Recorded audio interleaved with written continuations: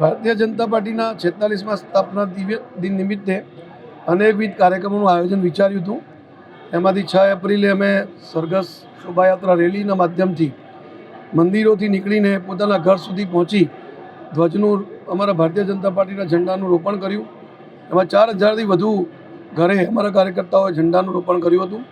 ત્યારબાદ રામનવમી હોવાના કારણે રામજી મંદિર અને રામ ભગવાનની શોભાયાત્રાઓમાં સેવા પરમો ધર્મ માનતી પાર્ટી એમને છાશ, લીંબુ પાણી અને પાણીનું વિતરણ અમારા કાર્યકર્તાઓના માધ્યમથી કરવામાં આવ્યું। 7, 8, 9 વિધાનસભાની અંદર સક્રિય સદસ્ય સંમેલનનું આયોજન થયું હતું। કાલે 5 વિધાનસભાઓનો કાર્યક્રમ સંપન્ન થયો। આજથી 3 દિવસ વસ્તી ચલો અભિયાન મહાનગરમાં રહેતી 314 વસ્તીઓ સુધી અમારા કાર્યકર્તાઓ પહોંચવાના છે। સફાઈ અભિયાનથી શરૂ કરી શાળા, આંગણવાડી, હોસ્પિટલ, વિશિષ્ટ મહાનુભાવ એમની મુલાકાતો લેવી અને અંતમાં બૂથ સમિતિઓની બેઠક કરવી, આ પ્રકારનું આયોજન છે।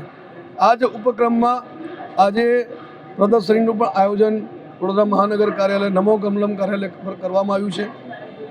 ભારતીય જનતા પાર્ટી કાર્યકર્તાઓની પાર્ટી છે। ખૂબ સંઘર્ષો પછી આ પાર્ટી આજે એક મુકામ પર પહોંચી છે।